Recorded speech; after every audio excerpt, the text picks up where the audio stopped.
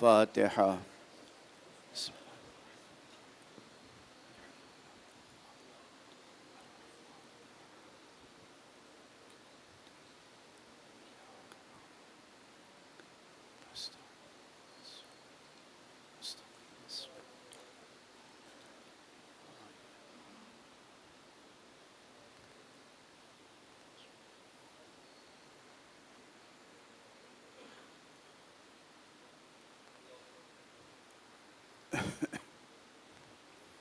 حضرات، ایک مرتبہ پھر درخواست ہے کہ ایک سورہ حمد اور 3 مرتبہ سورہ اخلاص، سورہ توحید، سورہ قل هو اللہ احد کی تلاوت فرما کر بانی اعضا کے ہاشم صاحب کے مرحومین سید ببر علی رضوی ابن سید ارشد حسین رضوی، سیدہ ساجدہ خاتون بنت سید مختار احمد جعفری، سیدہ نجمہ جعفری بنت سید آل سبطین جعفری، اور سید کمال حسین شاہ ابن سید جلال حسین شاہ والد جناب ذیشان نقوی، اور اس سادات کی بستی کے جملہ مؤمنین و مؤمنات مرحومین و شہدائے مرحومین کی روحوں کو ایصال فرمائے۔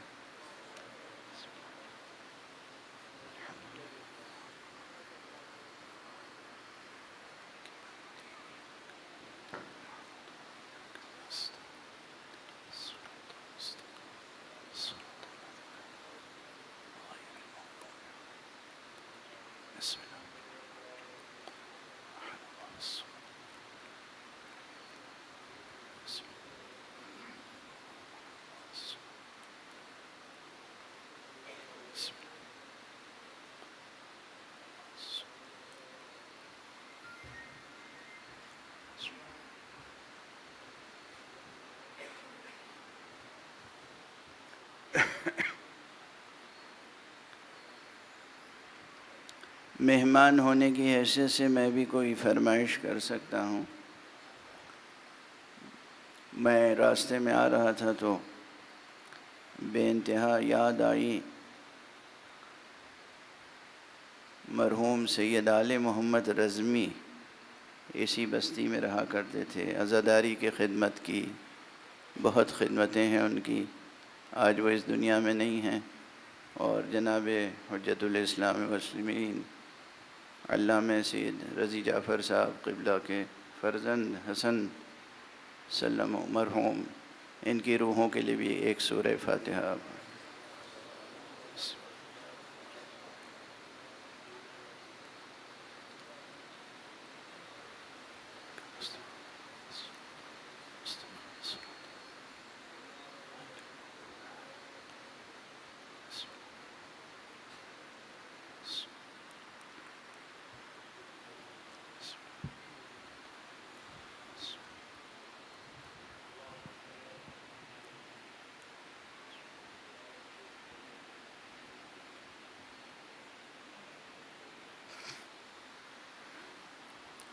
اعوذ باللہ من الشیطان الرجیم،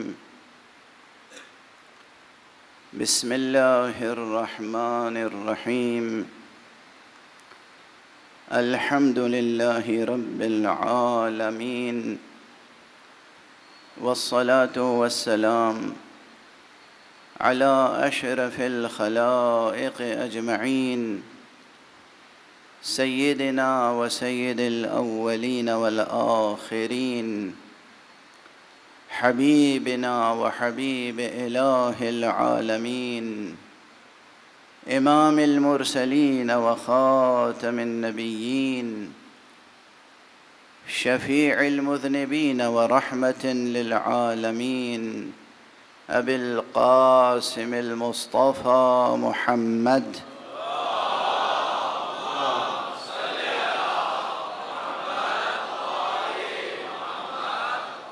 وعلى أهل بيته الطيبين الطاهرين الهداة المهديين المعصومين المظلومين واللعنة الدائمة على أعداء الحق والدين.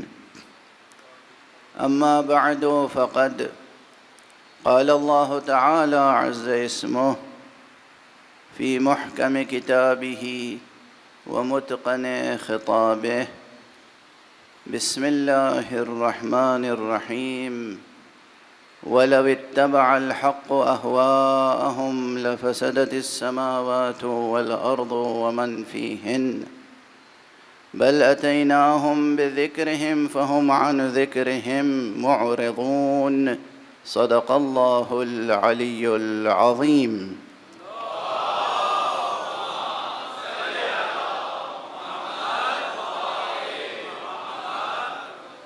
ایک اور بلندر صلوات پڑھ لیں۔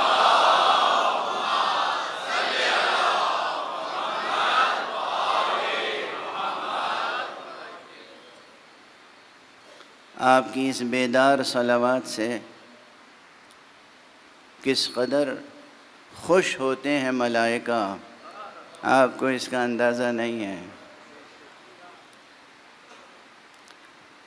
حدیث میں ہے، حدیث صحیح میں، ایسی صحیح السند حدیث ہے کہ جسے حضرت کے اور اہل بیت کے دشمن بھی نقل کرتے ہیں کہ ایک مرتبہ جو مومن صلوات پڑھتا ہے اللہ اس مومن پر 10 رحمتیں نازل کرتا ہے۔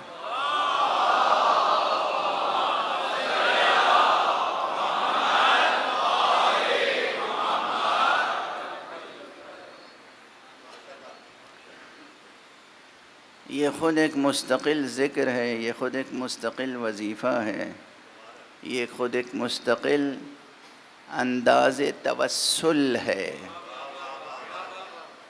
سرکار رسالت مآب اور اہل بیت سے متوسل ہونے کا، ان سے توسل کر کے خدا پہ توکل کرنے کا نسخہ کیمیا ہے۔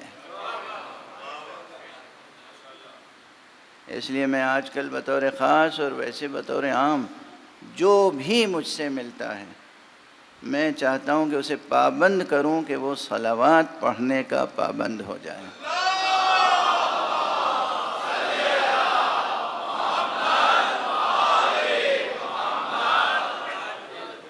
خدا کی قسم، قرآن کی قسم، تمام ملائکہ سماوات کی قسم، اگر اس مملکت پاکستان کے تمام شہری صرف درود پڑھنے کے باقاعدہ پابند ہو جائیں تو اس ملک کی تمام مشکلیں دور ہو جائیں گی۔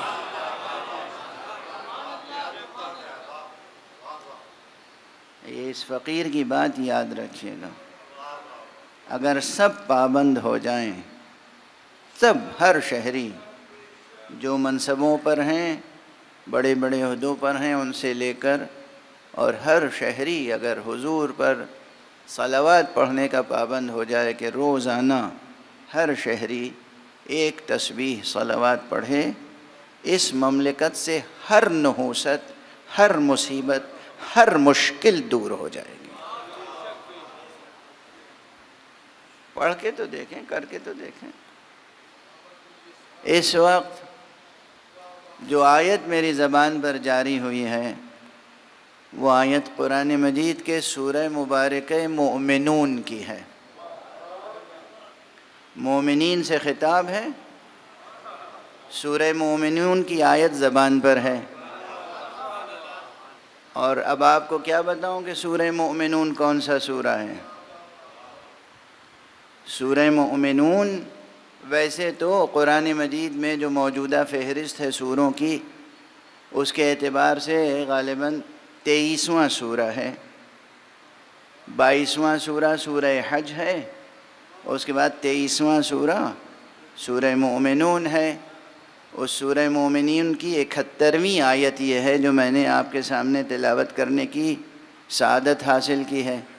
لیکن اگر آپ کے ایمانی حافظے کو تازہ کرنا ہو تو میں یہ کہوں گا یہ اس سورے کی آیت ہے جو سورہ قرآن ناطق نے اپنے پیدائش کے فوراً بعد تلاوت کرنا شروع کیا تھا۔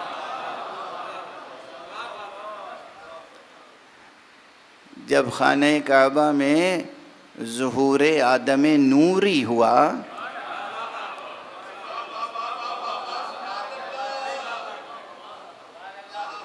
بھائی آدم خاکی کی ترکیب تو خوب آپ حضرات کی سنی ہوئی ہے، لیکن جب خانہ کعبہ میں ظہور آدم نوری ہوا، یہ اسی فقیر کا شعر ہے کہ ظہور آدم نوری ہوا جو کعبے میں سفیر نور نے روشن کیا زمینوں کو۔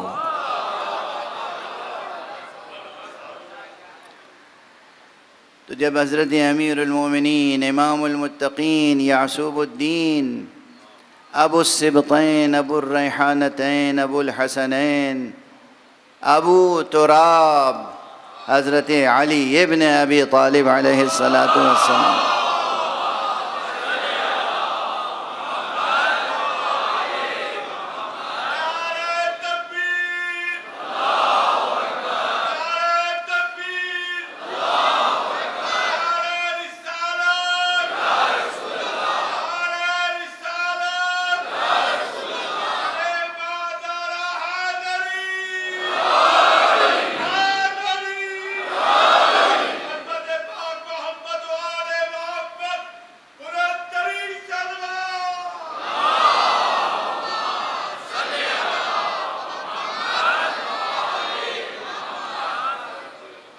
جب آپ کی ولادت بسعادت ہوئی خانہ کعبہ میں، یہ وہ حقیقت ہے جس کا کوئی انکار نہیں کر سکتا۔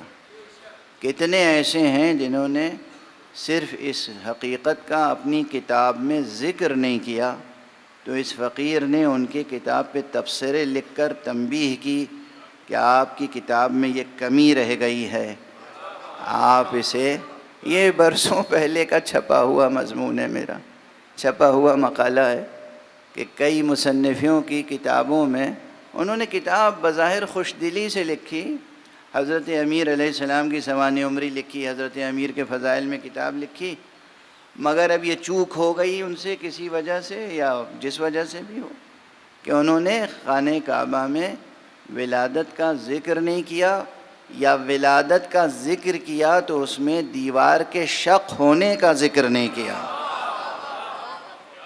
تو میں نے باقاعدہ مقالہ لکھ کر تنبیہ کی، توجہ دلائی، وہ چھپی ہوئی چیزیں موجود ہیں، اس کو کیوں چھپاتے ہیں؟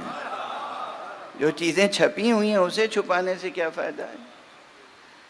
میں نے عرض کیا کہ اگر اس مصنف کے قلم سے خندۂ جدار کعبہ کا بھی تذکرہ ہو جاتا تو پھر اس کتاب کی شان دوبالا ہو جاتی۔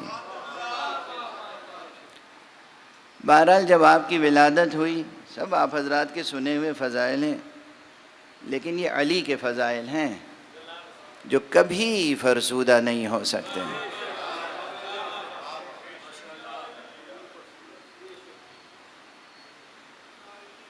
جس طرح یہ سورج روزانہ نکلتا ہے، کبھی فرسودہ معلوم ہوتا ہے؟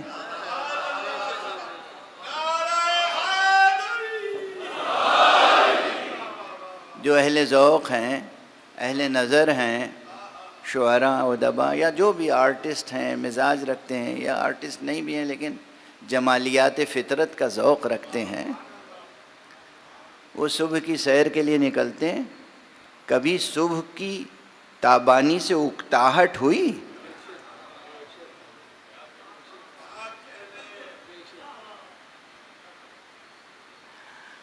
ہر روز سورج نکلتا ہے، مگر وہ وہی سورج نہیں ہوتا، نئی تابانی کے ساتھ نکلتا ہے۔ کبھی سورج کی کرنوں سے، سورج کی تابانی سے، سورج کی تابش سے، سورج کی روشنی سے انسان کی نگاہیں اکتا نہیں سکتی۔ یہ تو وہ سورج ہے کہ جس پر خاک قدم مصطفیٰ پڑ گئی تو روشن ہو گیا۔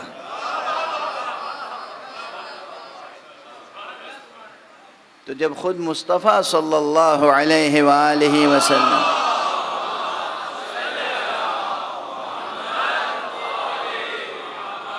اور جان مصطفیٰ حضرت امیر المؤمنین علی ابن ابی طالب علیہ السلام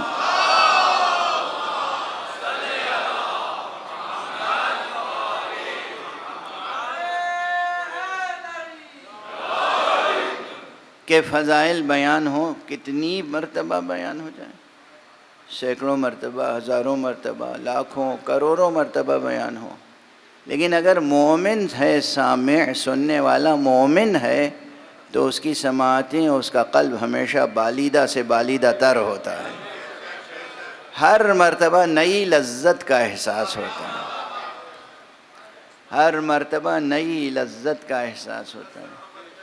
تو جب جناب امیر علیہ السلام کی ولادت ہوئی اور آپ خانہ کعبہ سے باہر نکلے، تیسرے روز 3 دنوں تک میزبانی ہوتی رہی خانہ خدا میں، اور جب باہر تشریف لائے تو استقبال کے لیے گھر سے خدا کے نکلے تھے، تو رسول خدا نے استقبال کیا۔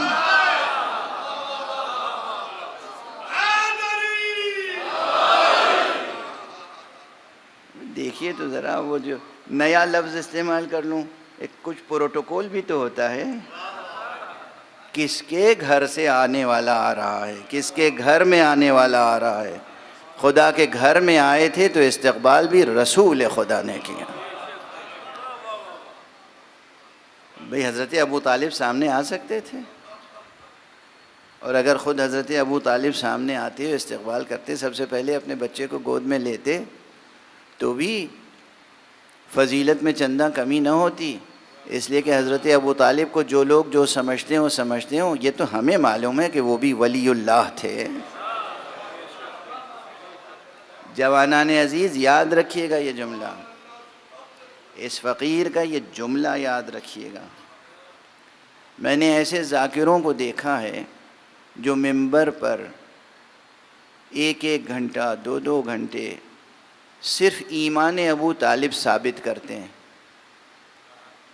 اور میرا ایک جملہ ہے 40 برس پہلے لکھنؤ میں کہا تھا، امام بارگاہ غفران مآب میں، سرکار صفوت العلماء جناب مولانا کلب عابد صاحب قبلہ مرحوم کے ایصال ثواب کی مجلس تھی، مجلس عظیم، اور مرحوم و مغفور حکیم الامت جناب مولانا کلب صادق صاحب قبلہ بھی تشریف فرما تھے، اور انہی کے حکم پر میں گیا تھا مجلس پڑھنے، اور انہوں نے میرا ہاتھ پکڑ کے مجھے ممبر پہ بٹھایا تھا اس روز، خود مولانا کلب صادق صاحب قبلہ نے۔ اور ممبر پہ جانے کے بعد میں نے ایک جملہ عرض کیا کہ ایمان ابو طالب کو ممبر پر، ایمان ابو طالب کو ممبر پر زیر بحث لانا میں سوء ادب سمجھتا ہوں۔ ایمان تو اس کا زیر سوال آنا چاہیے جو ابو طالب کو بھی ولی نہ مانتا ہو۔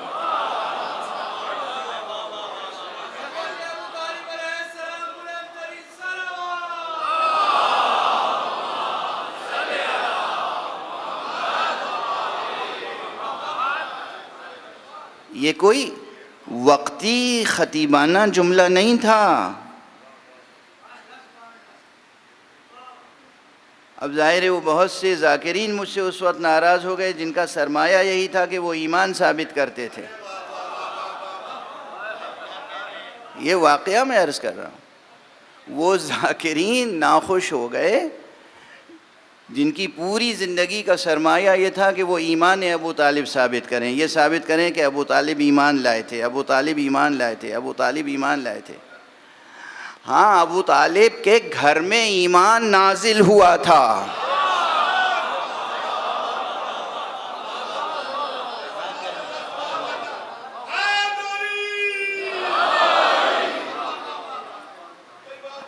ابو طالب وہ ہستی ہیں کہ جن کے گھر میں، جن کے صحن خانہ میں، جن کے بیت الشرف میں، جن کے بیت العصمت میں کل ایمان کا نزول ہوا تھا،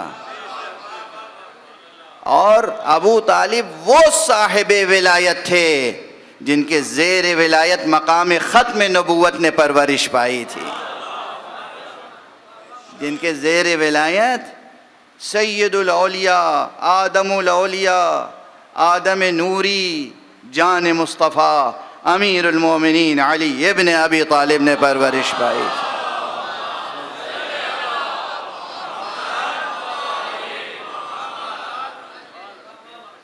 ہوتا کیا ہے؟ ہوتا یہ ہے کہ دشمن نے کوئی شوشہ چھوڑ دیا، آپ اسی کے پیچھے لگ گئے۔ دشمن نے کہا کہ وہ کلمہ پڑھے بغیر دنیا سے چلے گئے تھے، اس لیے کافر مر گئے ہماری نگاہ میں، اور اب پوری ہماری طاقت لگی ہوئی ہے یہ ثابت کرنے پہ کہ نہیں، کافر نہیں مرے تھے، مومن تھے، کافر نہیں مرے تھے، مومن تھے، کافر نہیں مرے تھے۔ کتنی صلاحیتیں، کتنا وقت، کتنی عمر، کتنی خطابتیں، کتنی قوتیں صرف ہو گئیں اس ایک نان ایشو پر گفتگو کرتے ہوئے۔ ابو طالب ایمان لائے بغیر چلے گئے۔ ایمان وہ لاتا ہے جو پہلے کافر ہو۔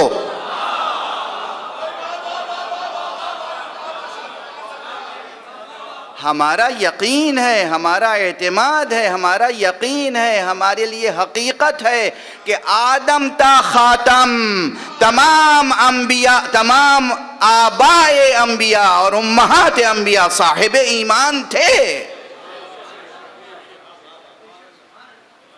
پیغمبر کا نور اور امیر المؤمنین علی ابن ابی طالب علیہ السلام کا نور،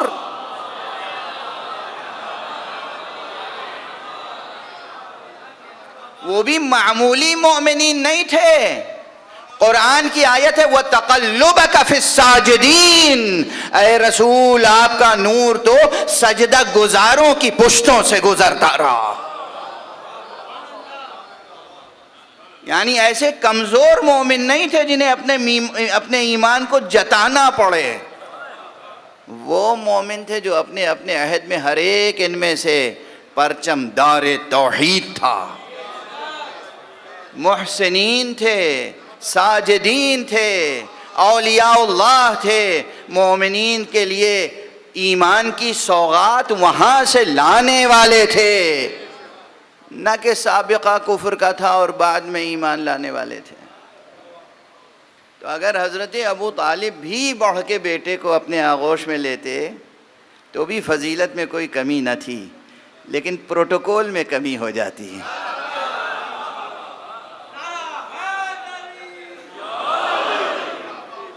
خانہ خدا سے آ رہے ہیں تو رسول خدا سامنے کھڑے ہوئے ہیں، اپنے ہاتھوں کو رحل بنا دیا، قرآن ناطق کو ہاتھوں پہ لیا، تو جناب امیر المومنین نے، جنہوں نے اب تک آنکھ بند کی ہوئی تھی، آنکھیں کھولیں، اور جیسے ہی آنکھیں کھولیں تبسم فرمایا، تو حضور نے بھی تبسم فرمایا اور کہا اے علی، تم نے اپنی نگاہ کے لیے مجھے مخصوص کیا ہے، میں نے اپنے علم کے لیے تمہیں مخصوص، میں نے اپنے علم کے لیے تمہیں مخصوص کیا۔ اور اس کے بعد پھر ادھر، اسے کہتے ہیں ارادہ کن فیکونی، ادھر کہا میں نے شہر علم نے کہا نا کہ میں نے اپنے علم کے لیے تمہیں مخصوص کیا۔ اب دیکھیے کس طرح القائے نسبت ہوتی ہے۔ فوراً فرمایا یا رسول اللہ، کیا میں صحف انبیاء کی تلاوت کروں؟ صحیفہ آدم پڑھوں، صحیفہ نوح پڑھوں، صحیفہ ابراہیم پڑھوں، کیا میں توریت موسیٰ پڑھوں، کیا میں انجیل عیسیٰ پڑھوں؟ اور اس کے بعد ہمارے ہاں یہ روایت ہے، درست ہے، میرا یقین ہے، جس کا جی چاہے مجھے غالی کہے اور جس کا جی چاہے مجھے دیوانہ کہے، مگر صورتحال یہ ہے کہ حقیقتاً میرا یقین ہے اس پر کہ آپ نے دست مبارک مصطفیٰ پہ قرآن سنایا، لیکن جہاں سے سنانا شروع کیا وہ سورہ مبارکہ مؤمنون تھا۔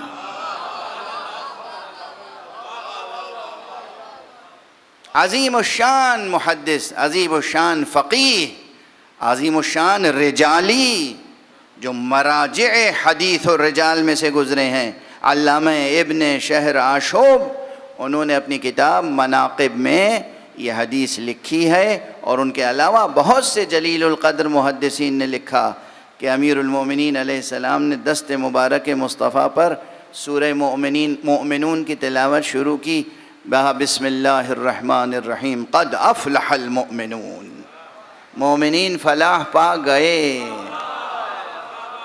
اور جیسے ہی حضرت نے فرمایا قد افلح المؤمنون، مومنون فلاح پا گئے، حضور نے فرمایا بیک یا علی، تیرے واسطے سے فلاح پانے والے ہیں۔ صلوات پڑھ دیں محمد و آلہ۔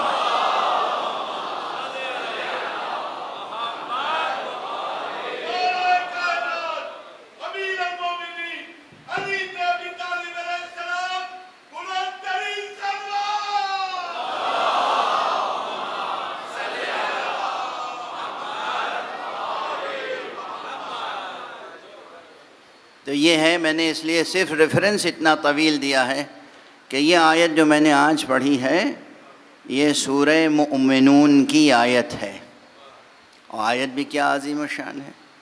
ویسے تو میں اکثر عرض کرتا ہوں قرآن مجید کی ہر آیت عظیم الشان ہے۔ کلام کس کا ہے؟ قرآن مجید کی ہر آیت عظیم الشان ہے، مگر بعض آیتوں کو بعض آیتوں پہ فضیلت ہے، ویسے ہی جیسے بعض سوروں کو بعض سوروں پہ فضیلت ہے، اور بعض رسولوں کو بعض رسولوں پہ فضیلت ہے، اور بعض آیتیں ایسی ہیں جو اپنی جامعیت میں بے نظیر ہیں۔ حضور علیہ الصلوۃ والسلام کا ایک ارشاد ہے، فرمایا ہے کہ اعطیت جوامع الکلم، مجھے جوامع کلم عطا کیے گئے ہیں۔ یہ جوامع کلم کیا ہیں؟ جوامع کلم سے مراد ہیں وہ جملے، وہ کلمات جس میں معانی سموئے ہوئے ہیں، جس کا ترجمہ میں یوں کرتا ہوں کہ گویا پیغمبر فرما رہے ہیں مجھے الفاظ کے کوزوں میں معانی کا کوثر سمو کر عطا کیا گیا ہے۔ بے پناہ معانی ہیں جو ان الفاظ میں ہیں، اور اس کے ابعاد کا، تمام ابعاد کا، تمام جہات و جوانب کا احاطہ ایک مجلس میں نہیں ہو سکتا۔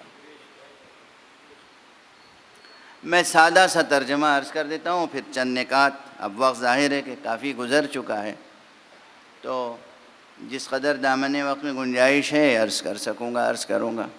ارشاد الہی عجب مقام سے، ذرا توجہ رکھیے گا، آپ عربی جانتے ہوں یا نہ جانتے ہوں، یہ قرآن کی آیت ہے، خدا اپنے بندوں سے خطاب کر رہا ہے، میں اردو میں اشارے کروں گا، معنی آپ کے دلوں پہ نازل ہوں گے۔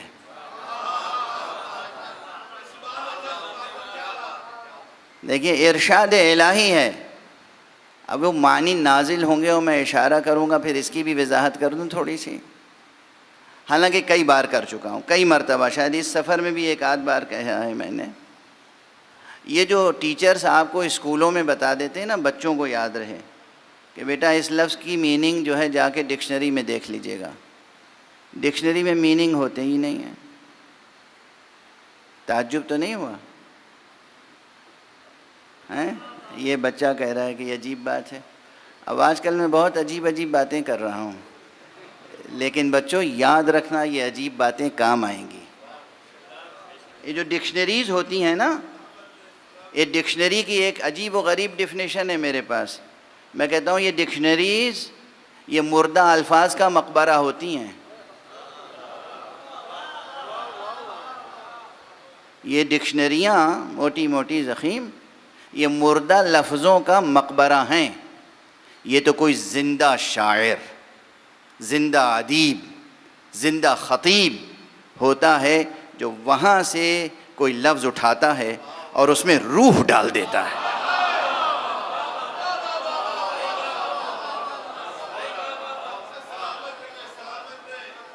سمجھ میں آئی بات؟ ورنہ ڈکشنریاں کیا ہیں؟ ڈکشنریاں مجھے یعنی اب رضویہ سوسائٹی میں مجلس ہو رہی ہے، اس سوسائٹی نے کتنے شعراء و ادبا کو اپنی آغوش میں پالا ہے، تو یہاں یہ جملے یقیناً آپ حضرات کے کام کے ہیں اور یاد رہیں گے اور بچوں کو یاد رہیں گے۔ ڈکشنری میں مردہ لفظیں ہیں، جب یہ لفظ وہاں سے اٹھا کے کوئی زندہ شاعر، قادر الکلام، کوئی زندہ ادیب، کوئی زندہ خطیب، کوئی زندہ فنکار اس لفظ میں روح ڈال دیتا ہے تو وہ لفظ زندہ ہو جاتا ہے۔ تو ایک تو یہ بات یاد رکھیے گا، دوسری بات یہ یاد رکھیے گا کہ ڈکشنری میں معنی نہیں ملتے۔ دیکھیے آپ مجھے بہت توجہ سے دیکھ رہے ہیں کہ یہ کیا کہنے والے ہیں، یہ کوئی چیستہ ہے، کوئی پہیلی ہے؟ فرض کی، اب یہ مثال دے چکا ہوں لیکن یہ مثال ایسی ہے جو دل میں بیٹھ جائے گی، ہمیشہ یاد رکھیں گے آپ۔ ایک لفظ ہے مثلا عربی کا، مجھے اگر عربی نہیں آتی تو ایک لفظ سامنے کوئی آ گیا، ماء، میم الف حمزہ ماء، اب میں ڈھونڈوں گا ماء، لوگ کہیں گے عربی اردو ڈکشنری اٹھا کے دیکھ لیجئے، ڈکشنری میں ایک طرف لکھا ہوگا ماء، دوسری طرف لکھا ہوگا پانی، پے الف نون یہ پانی، یہ ماء میم الف حمزہ یہ بھی لفظ ہے، پے الف نون یہ پانی یہ بھی لفظ ہے۔ تو ڈکشنری میں لفظ کے بدلے لفظ ملتا ہے، معنی نہیں ملتے۔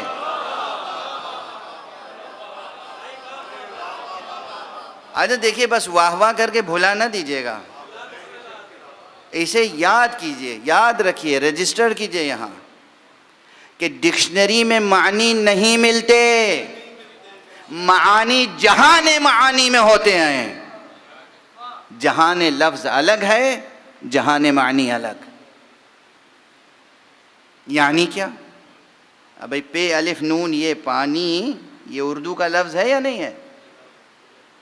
اگر کسی کو عربی نہ آتی ہو، اردو ہی آتی ہو، اس کے سامنے لفظ پانی استعمال کیا جائے اور وہ عربی میں ڈھونڈنا چاہے اس کے معنی، تو اردو عربی ڈکشنری دیکھے گا، تو اب پہلے کالم میں لکھا ہوگا پانی اور دوسرے کالم میں لکھا ہوگا ماء،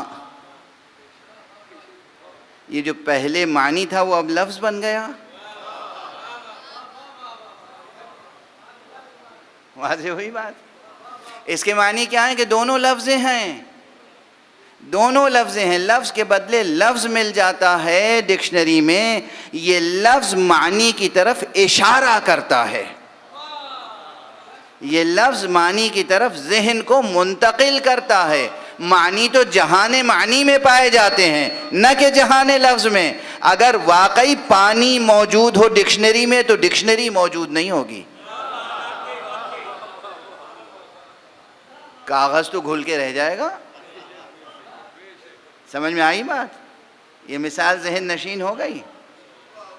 اچھا دوسری مثال لے لیجئے، دوسری مثال لے لیجئے، یہ سب صرف آپ کا وقت خوش وقتی میں گزارنے کے لیے نہیں عرض کر رہا ہوں، یہ بھی ذہن کا ایک ارتقائی سفر ہے۔ یہ بچوں کو ابھی سے یاد ہو جائے گا تو پھر یہ لفظ کے پیچھے نہیں، معنی کے پیچھے جائیں گے، یہ جہان معنی کو ڈسکور کریں گے اور ان کا تجرد کا سفر طے ہوگا، میٹر سے ایبسٹریکٹ ورلڈ کی طرف سفر طے کریں گے آپ۔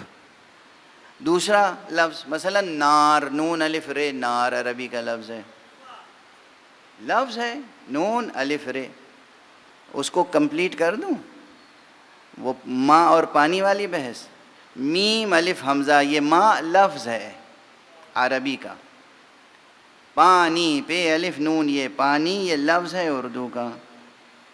اصل پانی کی حقیقت کیا ہے؟ وہ H2O،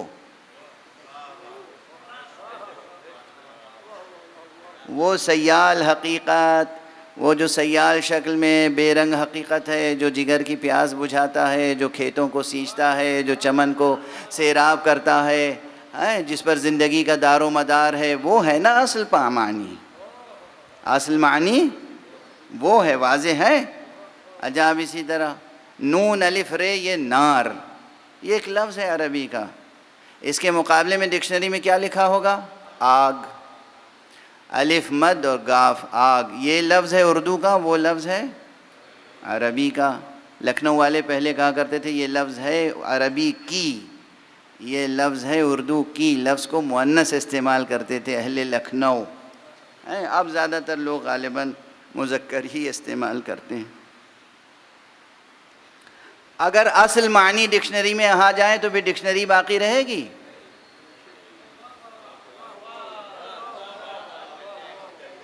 ڈکشنری میں آگ آ جائے تو ڈکشنری باقی رہے گی؟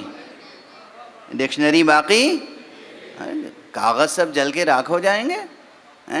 تو کیا معنی؟ یہ بات سمجھ میں آ گئی اچھی طرح؟ ڈکشنری میں لفظ کے بدلے لفظ ملتا ہے، معنی نہیں ملتے۔ ہاں ہم اس لفظ کو جو معنی کی طرف اشارہ کرے اس کو بھی از راہ مجاز معنی کہہ دیتے ہیں، نہ کہ از راہ حقیقت، اسباب حقیقت نہیں، اسباب مجاز۔ تیسری بات، ایک اور مثال دے دوں آج، عربی کا کلمہ ہے روح، رے واو ہے ہائے ہوتی، جسے ہم بچوں کو سمجھانے کے لیے کہتے ہیں بڑی ہے یا حلوے والی ہے۔ یہ روح ایک طرف ڈکشنری میں لکھا ہوگا روح، اور دوسری طرف لکھا ہوگا جان، جیم الف نون جان۔ یہ جان اردو یا ہندی کا لفظ ہے اور وہ روح عربی کا لفظ ہے، دونوں الفاظ ہیں۔ روح ڈکشنری میں نہیں، روح تو آپ کے جسم میں ہے۔ واضح ہو گئی بات؟ اب واضح ہو گئی بات کہ معنی ڈکشنری میں نہیں ملتے، لفظ کے بدلے لفظ ملتا ہے۔ اچھا، جیسے معنی ڈکشنری میں نہیں ملتے، ویسے ہی حقائق علم کتابوں میں اور عبارتوں میں نہیں ہوتے۔ حقائق علم عبارتوں میں، لفظوں میں نہیں ہوتے۔ حقائق علم تو اس عالم و علیم و خبیر کے اشارے پر ہوتے ہیں۔ میں اس نے اسی لیے بس اسی جملے تک پہنچانے کے لیے کہا تھا کہ آپ عربی سے واقف ہوں یا واقف نہ ہوں، میں اردو میں اشارے کروں گا، معانی آپ کے دل پہ نازل ہوں گے، اگر مشیت رب ہوئی، اگر مشیت الہی ہوئی، کیونکہ اللہ سبحانہ و تعالیٰ کے لطف و کرم پر منحصر ہے کہ وہ کس کے دل پر معانی کو نازل کرتا ہے، وہ کس کے دل میں نور علم ڈالتا ہے۔ سرکار رسالت مآب شہر علم حضرت محمد مصطفیٰ صلی اللہ علیہ وآلہ وسلم کا ارشاد گرامی ہے، العلم نور یقذفہ اللہ فی قلب من یشاء۔ علم تو ایک نور ہے، وہ جس کے دل میں چاہتا ہے ڈال دیتا ہے۔ علم ایک نور ہے، اللہ جس کے دل میں چاہتا ہے ڈال دیتا ہے۔ تو علم حاصل کرنے کے لیے کتابیں بھی پڑھنی چاہیے، استاد کے سامنے زانو ادب طے کرنا چاہیے، لکھنا بھی چاہیے، یاد بھی کرنا چاہیے، مگر سب سے بڑی چیز ہے علم حاصل کرنے کے لیے، اور کوئی بھی علم ہو، چاہے وہ دنیاوی علوم ہو، چاہے وہ اخروی علوم ہو، چاہے وہ سائنسز ہوں، کنٹمپریری سائنسز، اور چاہے وہ ریلیجس سائنسز ہوں، کوئی بھی علم ہو، علم میں کمال حاصل کرنے کے لیے بس ایک نسخہ کیمیا ہے، خدا سے لو لگائیے، خدا سے علم طلب کیجئے، اور خدا والوں سے وابستہ رہیے۔ ایک صلوات پڑھ دیجئے محمد وآلہ۔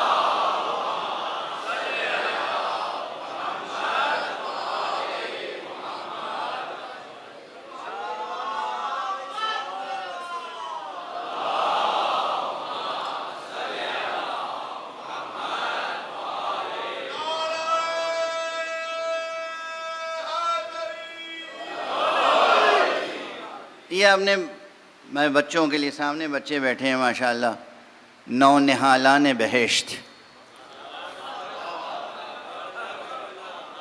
یہ جو نو نہالان بہشت ہیں، ان بچوں کے لیے عرض کر رہا ہوں، نوجوانوں کے لیے عرض کر رہا ہوں، یہ اسٹوڈنٹس کے لیے، یہ جاتے ہیں اکثر، جب امتحان سر پہ آ جاتا ہے کہتے ہیں مولانا امتحان ہے، بس کوئی دعا کر دیجئے کہ ہم پاس ہو جائیں۔ اکثر آتے ہیں بچے، اور مجھے بڑا اچھا لگتا ہے، کیا بھولا سا سوال ہے۔ میں عرض کرتا ہوں جاؤ تم محنت کرو، میں دعا کروں گا، مگر جب گھر سے نکلنا تو درود پڑھ لینا، ایک بار سورہ انا انزلنا پڑھ لینا، خدا کو یاد کر لینا، انشاءاللہ کامیابی ہوگی۔ تو یہ میں حقیقتاً کہتا ہوں، حقیقتاً علم صرف اور صرف اور صرف خدا جس کے دل میں چاہتا ہے ڈال دیتا ہے۔ اب یہ ایک بڑا کریٹیکل موضوع ہے۔ کوئی پوچھے کہ آئنسٹائن کو اللہ نے فزکس کا علم کیوں دیا، میرے پاس جواب ہے۔ نیوٹن کو کیوں دیا، کیپلر کو کیوں دیا، میرے پاس سب جواب ہے، مگر اب اس وقت نہیں دوں گا، بتا دیا جواب ہے، شوق پیدا ہو جائے تو پھر پوچھنا۔ صلوات پڑھتے ہیں محمد۔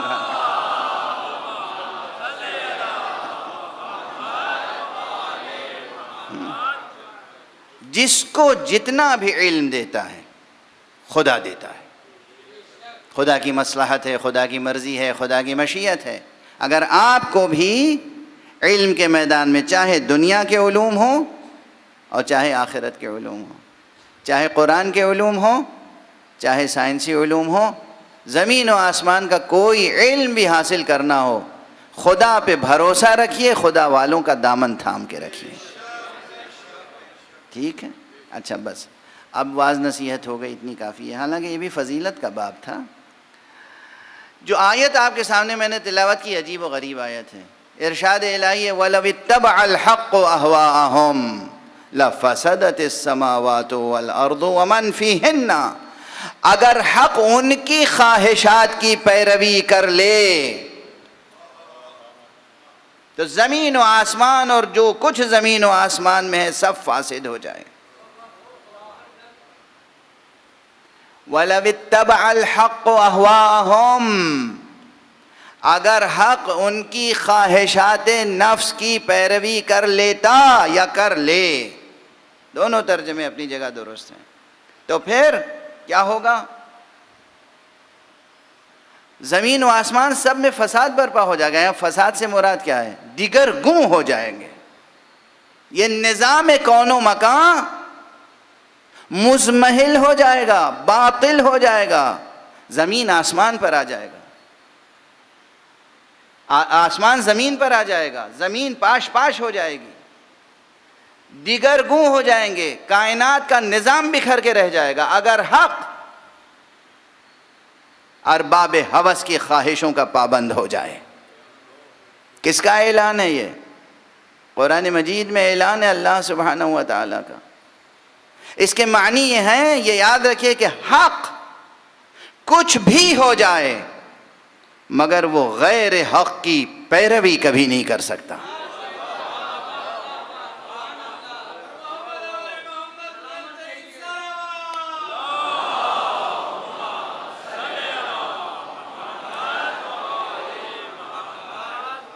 قرآن کی آیت پڑھ رہا ہوں آپ کے سامنے، سورہ مؤمنون کی 71ویں آیت. وَلَوِ اتَّبَعَ الْحَقُّ أَهْوَاءَهُمْ. اور اگر حق ان کی خواہشوں کی پیروی کر لے یا کر لیتا لَفَسَدَتِ السَّمَاوَاتُ وَالْأَرْضُ وَمَنْ فِيهِنَّ. آسمان، زمین اور جو کچھ آسمانوں اور زمینوں میں ہے، یا جتنے جاندار آسمانوں اور زمینوں میں ہیں، سب دیگرگوں ہو جاتے. بل اتیناہم بذکرہم فہم عن ذکرہم معرضون. بلکہ ہم نے تو ان کے لیے نصیحت کی کتاب ذکر عطا کیا ہے اور وہ اس ذکر سے روگردانی کرتے ہیں، وہ اس کتاب سے روگردانی کرتے ہیں.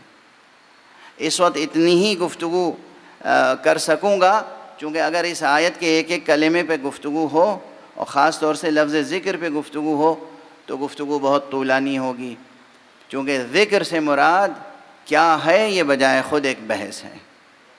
وَأَتَيْنَاهُمْ بِذِكْرِهِمْ فَهُمْ عَنْ ذِكْرِهِمْ مُعْرِضُونَ. یہ بحث بہت بحث طلب ہے، لیکن پہلے حصے پہ گفتگو ہو جائے. وَلَوِ اتَّبَعَ الْحَقُّ أَهْوَاءَهُمْ. اگر حق ان کے خواہشات نفس کی پیروی کر لیتا یا کر لے. یہاں حق سے مراد کیا ہے؟ اب ظاہر قرآن مجید کے تفسیر میں تو الا ماشاءاللہ اختلاف ہے. اچھی سے اچھی محکم آیت کو متشابہ بنا دیا گیا ہے، اور یہاں تو گنجائش ہے کہ حق سے کیا مراد ہے. کچھ مفسرین نے کہا حق سے مراد ہے اللہ سبحانہ و تعالی. ٹھیک ہے، مان لیتے ہیں اللہ تو اللہ ہے، معبود ہے، خالق ہے، اس کے لیے تو قضیہ منتفی بہ انتفاع موضوع ہے، یعنی اس کے لیے تو کسی کی بھی پیروی کرنے کا سوال ہی نہیں پیدا ہوتا. اللہ کے لیے تو کسی کی پیروی کرنے کا سوال ہی نہیں پیدا ہوتا کہ یہ تفسیر کیجئے کہ جی اللہ ان کے خواہشات کی پیروی کر لیتا تو فساد ہو جاتا. اللہ کس کی خواہشات کی پیروی کرے گا؟ اچھا ان کے خواہشات کی پیروی نہیں تو کیا کسی کی پیروی کرتا ہے خدا؟ نعوذ باللہ، 100,000 بار نعوذ باللہ. بہرحال اس کی جو بھی تفسیر و تعویل کرنے کی کوشش کی جائے. فرض کیجئے خدا ہے تو تنہا خدا ہے کیا؟ اور خدا پیروی کرے یا پیروی نہ کرے تو اظہار کس سے ہوگا؟ خدا کی مشیتوں کا، خدا کے فیصلوں کا اظہار کس وسیلے سے ہوتا ہے؟ خدا کے احکام کا اظہار کس وسیلے سے ہوتا ہے؟ خود قرآن مجید کی آیتیں گواہ ہیں کہ جس طریقے سے لفظ مولا ہے نا، وقت کم ہے اس لیے میں تیزی سے حوالہ دے کے بس آگے بڑھ رہا ہوں. اللہ بھی مولا ہے،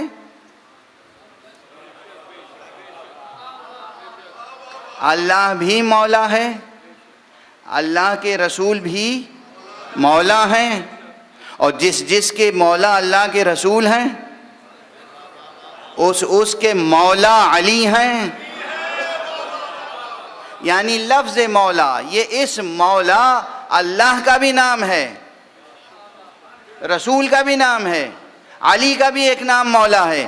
اسی طرح خدا کی قسم اور قرآن کی قسم، قرآن مجید کی آیات اور ان تعویلات کی روشنی میں عرض کر رہا ہوں جو ائمہ اہل بیت سے ہم تک پہنچی ہیں، خدا کے ناموں میں سے بھی ایک نام حق ہے، محمد کے ناموں میں سے بھی ایک نام حق ہے، علی کے ناموں میں سے بھی ایک نام حق ہے.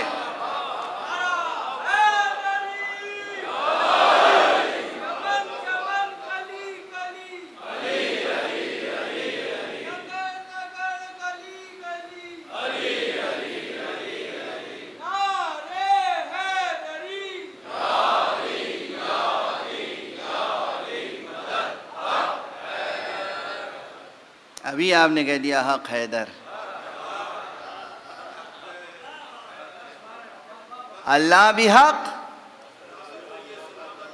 محمد بھی حق، علی بھی حق، اللہ بھی مولا، محمد بھی مولا، علی بھی مولا. اللہ بھی ولی، محمد بھی ولی، علی بھی ولی. اللہ بھی سرپرست، محمد بھی سرپرست، علی بھی سرپرست.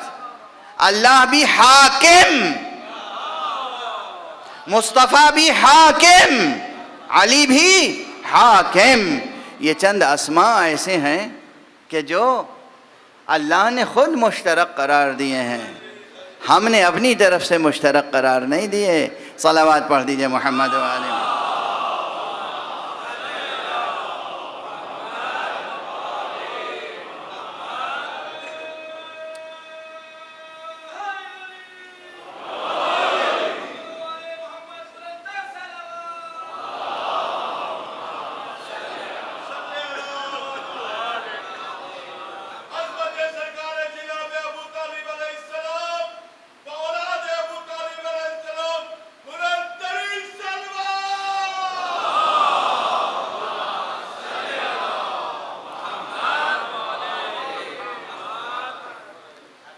تو اللہ کے لیے تو میں سمجھتا ہوں کہ کوئی بھی یہ آسانی سے باور نہیں کرے گا کہ اللہ کے لیے کسی کی بھی پیروی کرنے کا کوئی سوال پیدا ہوتا ہے.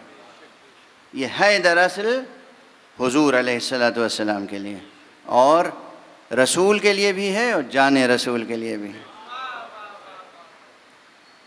رسول کے لیے بھی ہے اور جان رسول کے لیے بھی ہے. اور تاریخ نے دیکھا.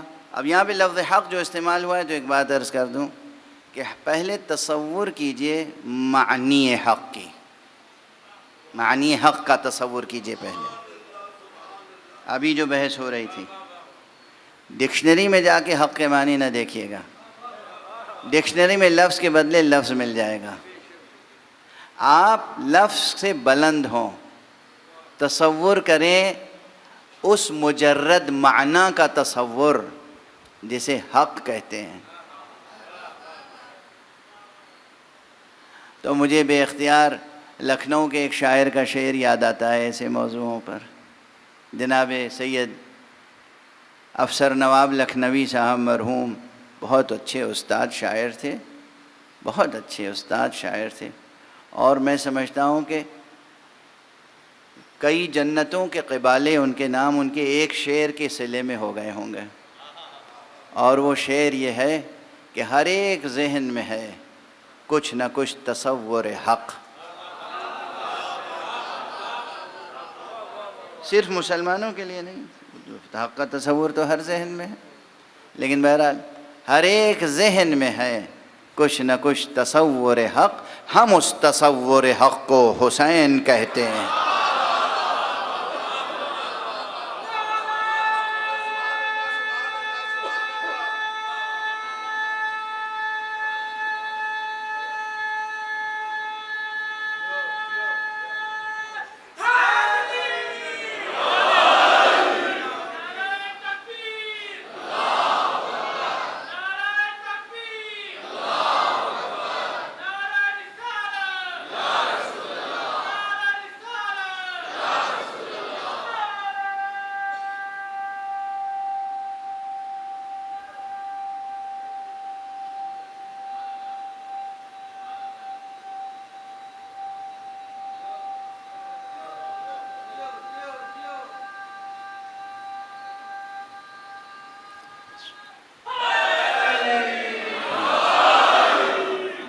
جزاکم اللہ، اللہ آپ کو نفس رحمانی سے فیض پہنچائے انشاءاللہ۔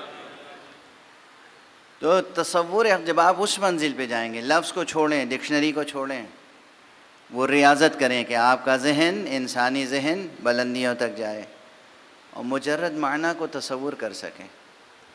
دیکھیے یہ کتنی بڑی ریاضت ہے۔ اس مرتبہ میں نے اس سفر میں کئی مرتبہ یہ بات دہرائی ہے، اس لیے نہیں کہ کچھ اور کہنے کے لیے موضوع نہیں ہے، یہ ایک اہم مسئلہ ہے کہ ہم انسان ہیں۔ کس لحاظ سے انسان ہیں؟ ایک منزل ہوتی ہے لفظ بے معنی کی، جب بچے غوں غاں کرتے ہیں تو بے معنی الفاظ ہوتے ہیں، اگرچہ دقت کیجئے تو وہ بھی بے معنی نہیں ہوتے۔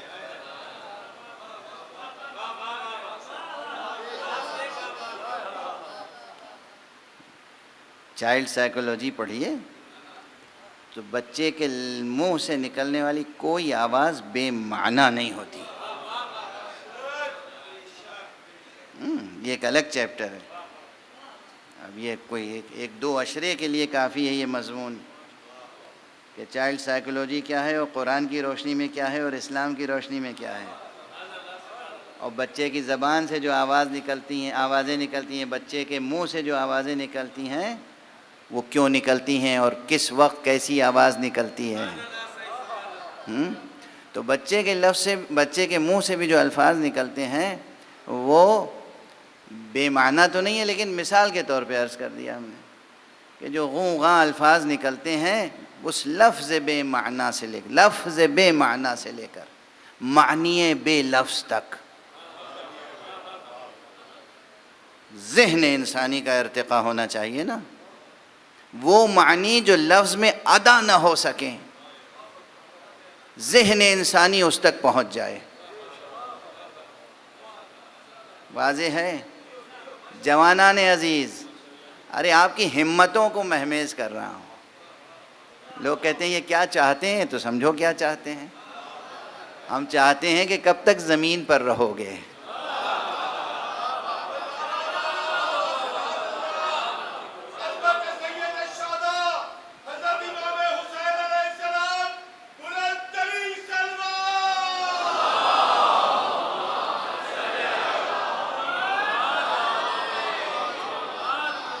ارے کب تک زمین پہ رہو گے؟ خاک اڑاتے رہو گے زمین کی۔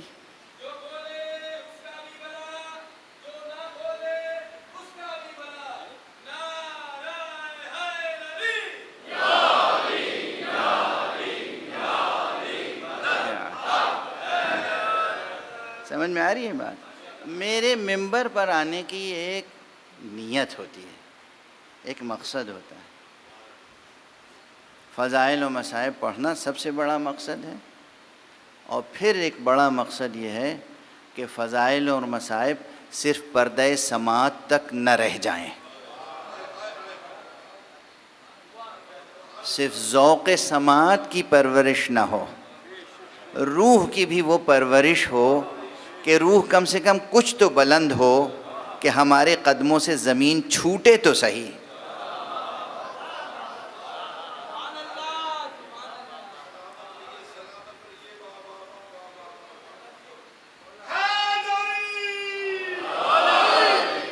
کسے کہتے ہیں معراج؟ معراج کسے کہتے ہیں؟ معراج عرض کر چکا ہوں کئی مرتبہ، اس وقت معراج کا موضوع تو نہیں ہے. معراج نام ہی ہے روح کے جسم پر اس اقتدار کا کہ جہاں تک روح جائے جسم کو ساتھ لے جائے.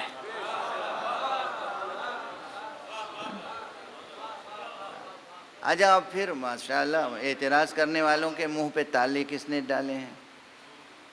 یہ ہوگا کہ صاحب یہ مطلب دیکھیے تو صحیح کیا کیا فرما جاتے ہیں. یہ کیا امت کا ہر فرد جو ہے وہ صاحب معراج ہو سکتا ہے؟ نہیں، بالکل بھی نہیں. امت کا ہر فرد صاحب معراج اس معنی میں نہیں ہو سکتا جس معنی میں صاحب معراج رسول اکرم صلی اللہ علیہ وآلہ وسلم.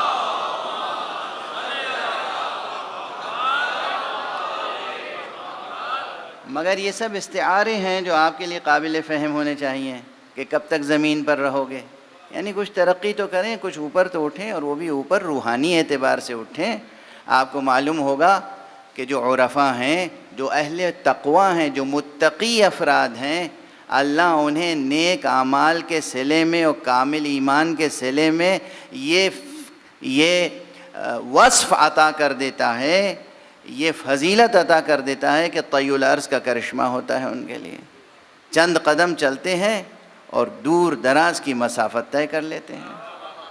اور حدیث میں ہم سے وعدہ کیا گیا ہے کہ جب حضرت صاحب الزمان عجل اللہ تعالی فرجہ الشریف تشریف لائیں گے تو جو سچا عاشق ہوگا آپ کا اور آپ کی قدموں میں جا کر جان دینے کی خواہش ہوگی اس کی، تو اس کے لیے طی العرض ہو جائے گا. چند قدم چلے گا اور دنیا میں کسی بھی دور دراز مقام پر ہو امام کی خدمت میں پہنچ جائے گا. تو یہ کیا معصوموں کے لیے ہے؟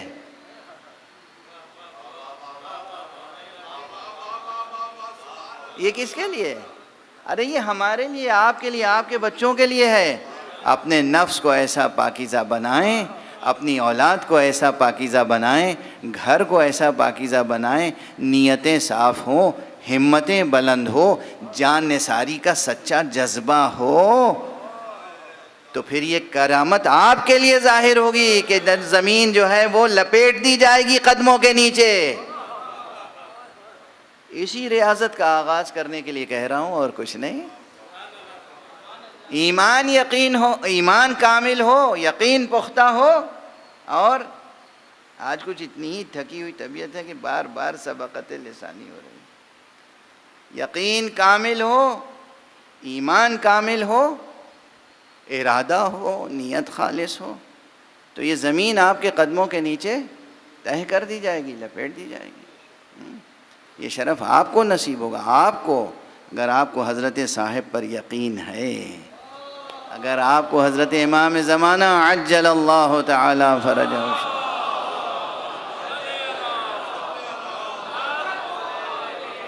اگر ان پر ایمان ہے، ان کی آمد کا انتظار ہے، انتظار میں آپ دل سوزی رکھتے ہیں، انتظار میں آپ کامل ہیں، تو پھر یہ کرامت آپ کے لیے ہوگی. تو اس لیے عرض کر رہا ہوں کہ یہ بھی ایک ریاضت ہے، یہ بھی ایک ریاضت ہے کہ ذہن کو، روح کو بلندی عطا فرمائیں. تو جب آپ لفظ حق کے معنی کی جستجو میں بلند ہوں گے اور مجرد حق کا تصور ہوگا، تو مجرد مفاہیم کی خصوصیت یہ ہوتی ہے، اب یہ ایک فلسفیانہ بحث ہے، مجرد مفاہیم کی خصوصیت یہ ہوتی ہے کہ وہ مختلف مصادیق خلق کرتے ہیں، مختلف مصادیق میں جلوہ فرما ہوتے ہیں بإذن الہی. تو پھر حق کا سب سے پہلا پیکر اس کائنات میں خدا نہیں، خدا اس کائنات میں محدود نہیں ہو سکتا، خدا لامحدود ہے، خدا کائنات کا خالق ہے. حق کا پہلا پیکر خود ذات گرامی مصطفیٰ ہے صلی اللہ علیہ وآلہ وسلم.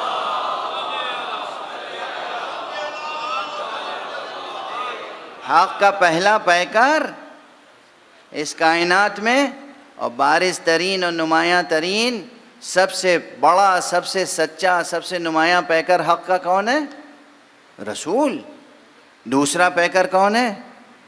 جانشین رسول، جان رسول، امیر المومنین علی ابن ابی طالب، جن کے لیے حضرت نے فرمایا الحق مع علی وعلی مع الحق، اللہم ادر الحق حیثما دار علی، علی حق کے ساتھ ہیں، حق علی کے ساتھ ہیں، اے پروردگار حق کو ادھر موڑ دے جدھر علی مڑ جائے۔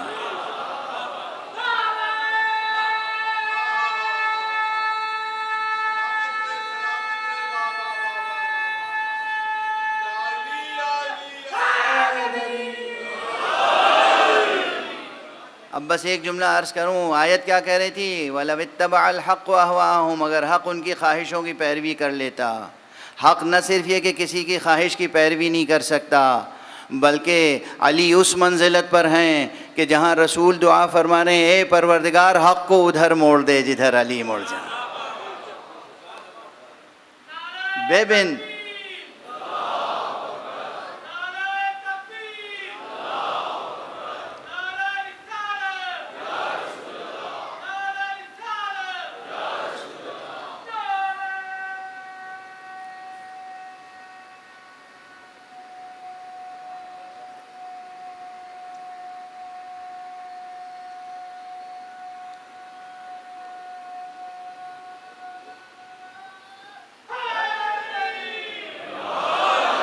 ببین تفاوت رہ از کجاست تاب کجا، فاصلے تو دیکھیں، منزلتیں دیکھیں، مراتب دیکھیں، عہدے دیکھیں۔ بس اشارے کر دوں، وقت تو سب تمام ہو گیا کہ رسول حق ہیں۔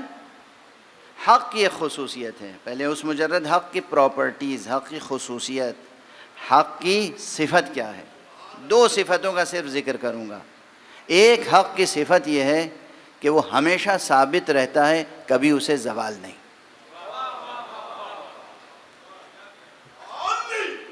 حق کی صفت یہ ہے کہ وہ ہمیشہ ثابت رہتا ہے، اسے کبھی زوال نہیں۔ اور دوسرے یہ صفت ہے حق کی کہ حق ہمیشہ بلند رہتا ہے، کوئی اور شے اس سے بلند نہیں ہو سکتی۔ اور یہ حدیث بعین ہی حدیث معصوم ہے، فرمایا کہ الحق یعلو ولا یعلی علیہ، حق ہمیشہ بلند ہو کر رہتا ہے، کوئی شے حق کے اوپر بلند نہیں ہو سکتی۔ اور حق کے علاوہ جو شے ہوگی، جو حق سے بالکل جدا ہوگی، جو حق سے مباین ہوگی، باطل ہوگی۔ تو حق ثابت رہتا ہے، پہلی چیز، حق ہمیشہ بلند رہتا ہے۔ دوسری چیز، حق کو کبھی زوال نہیں ہے۔ اور یہ قرآن مجید کہہ رہا ہے کہ حق کسی باطل کی، کسی کی بھی خواہش نفس کی پیروی کر ہی نہیں سکتا۔ اگر حق کسی کے خواہش نفس کی پیروی کر لے تو زمین و آسمان دگرگوں ہو جائیں، یہ نظام کائنات باطل ہو جائے۔ یہی سبب تھا کہ ممکن نہ تھا کہ کوئی معصوم کسی غیر معصوم کی بیعت کر لے۔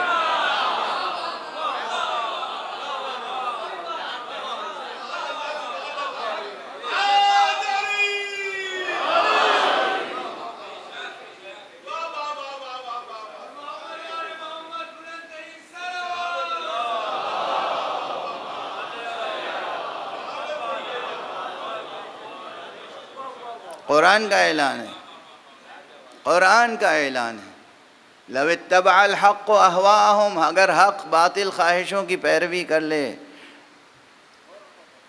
باطل پر جو لوگ ہیں ان کی خواہشوں کی پیروی کر لے، زمین و آسمان دگرگوں ہو جائیں۔ ابھی نظام دگرگوں، درہم برہم۔ قرآن کا اعلان ہے، میرا نہیں ارشاد ہے، میری درخواست نہیں ہے، میرا معروضہ نہیں ہے، قرآن کا اعلان ہے۔ حق غیر حق کی پیروی کر ہی نہیں سکتا۔ اس کا سب سے پہلا مظہر کیا ہے؟ تاریخ میں رسول کے یہ جملے نہیں ہیں، جب پورے قریش کے لوگ آئے اور انہوں نے سب کچھ رسول کی خدمت میں دینا چاہا، حضرت ابو طالب سے کہا کہ یہ آپ کا بیٹا، آپ کا بھتیجا کیا چاہتا ہے؟ یہ ہمارے خداؤں کو برا کیوں کہتا ہے؟ یہ جس طرح کی نعمت چاہے ہم اس کو دینے کے لیے تیار ہیں، مال، دنیا، ہم اس کو سردار ماننے کے لیے تیار ہیں، تین باتیں بطور خاص ذکر کی گئی ہیں تاریخ میں. ایک یہ کہ اگر مال چاہیے تو جتنا مال سونا چاندی تمہارا بھتیجا چاہے ہم اس کو دے دیں. اگر وہ چاہتا ہے کہ اس کی حکومت تو ہم اسے حاکم مان لیں. اگر وہ کسی حسین ترین لڑکی سے شادی کرنا چاہے ہم حسین ترین لڑکی سے شادی کرا دیں. اور فرما رہے ہیں آپ, اگر رسول کو صرف اپنا اقتدار قائم کرنا ہوتا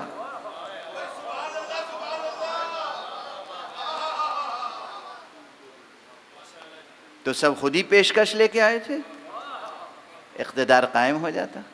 رسول کو اپنا اقتدار قائم نہیں کرنا تھا, رسول کو اس عالم پر خدا کا اقتدار قائم کرنا. یہ دین حق تھا.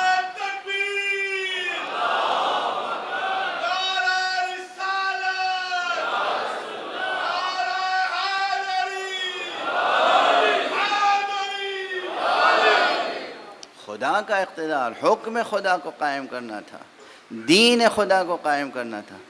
کیا فرمایا تھا آپ نے؟ پیروی کی ان کی خواہشات کی؟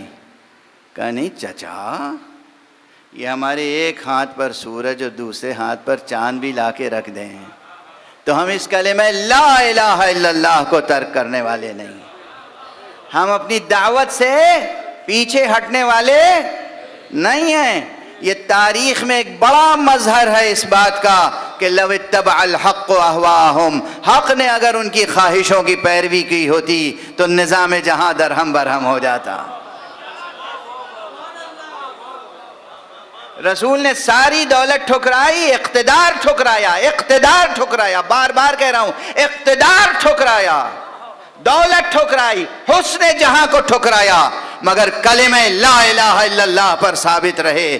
یہ اس آیت کریمہ کا پہلا مظہر جو اس وقت میں ذکر کر رہا ہوں. دوسرا مظہر, رسول کی آنکھ بند ہو گئی. بظاہر رسول نے اس دنیا سے پردہ فرما لیا, رسول حجابات نور میں چلے گئے. مولا امیر المومنین علیہ الصلوۃ والسلام کے سامنے صلوات پڑھیے محمد.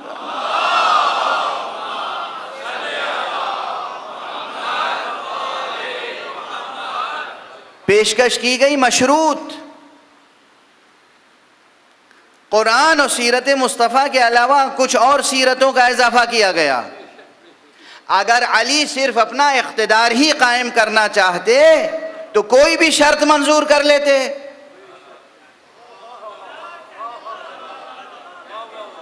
مقصد صرف اپنی ذاتی حکومت یا شخصی اقتدار کا مسئلہ نہیں تھا, اقتدار وہی خدا اور خدا کے رسول کا اقتدار قائم رکھنا تھا. اس لیے آپ نے اقتدار کو ٹھوکر مار دی, مگر چونکہ حق تھے اس لیے کسی کی خواہش کی پیروی نہیں.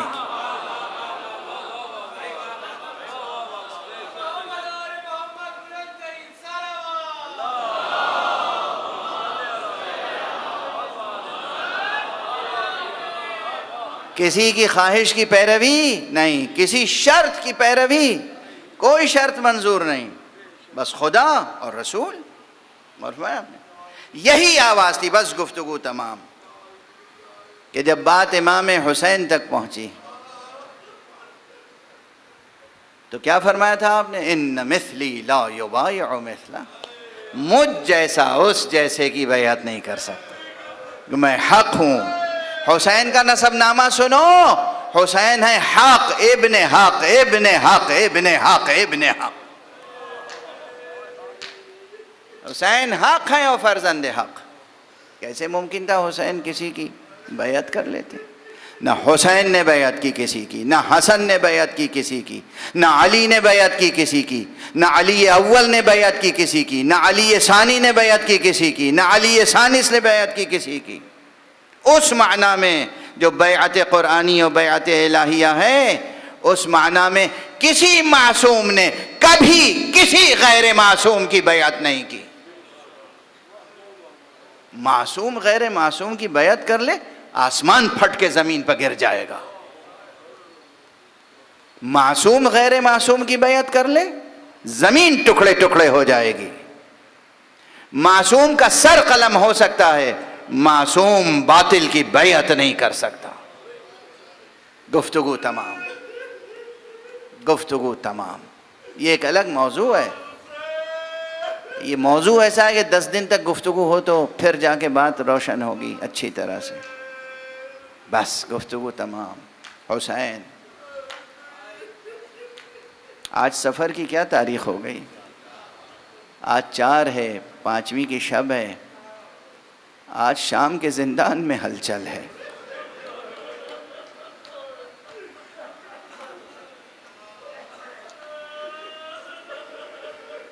پہلی سفر کو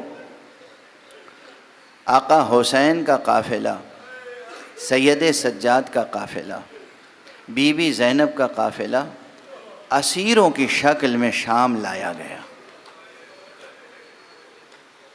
اب میں اکثر اعلان کرتا رہتا ہوں، میں مصائب کی جزیات اور تفصیلات اور روایات اور شاعرانہ خیالات اس سے بچتا ہوں۔ اگر آپ کے اندر معرفت ہے، اگر آپ کے اندر ایمان ہے،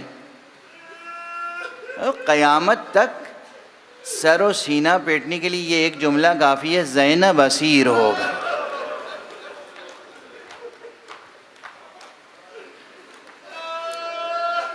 بی بی زینب اسیر کر کے لائی جا رہی ہے کربلا سے کوفے، کوفے سے شام۔ زینب، علی ابن الحسین، زین العابدین، زینب کبریٰ، ام کلثوم، رباب، رقیہ، سکینہ، یہ اسیروں کی شکل میں زندان میں رکھے گئے ہیں، زندان میں رکھے گئے ہیں۔ آج زندان بھی تاریک ہے، زندان بھی تنگ ہے، اور روزانہ انہیں دربار میں حاضر کیا جاتا ہے، روزانہ دربار میں لایا جاتا ہے۔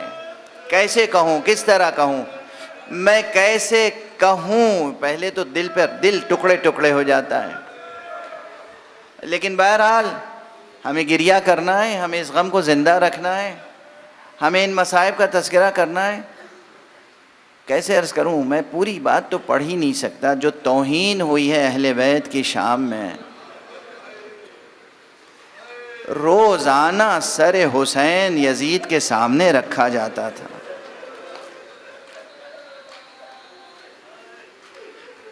اور بیویوں کو لایا جاتا تھا، علی ابن الحسین کو لایا جاتا تھا، سکینہ کو لایا جاتا تھا۔ اولاً تو وہ قیامت کم نہ تھی جو کربلا سے شام تک گزری ہے بچوں پر۔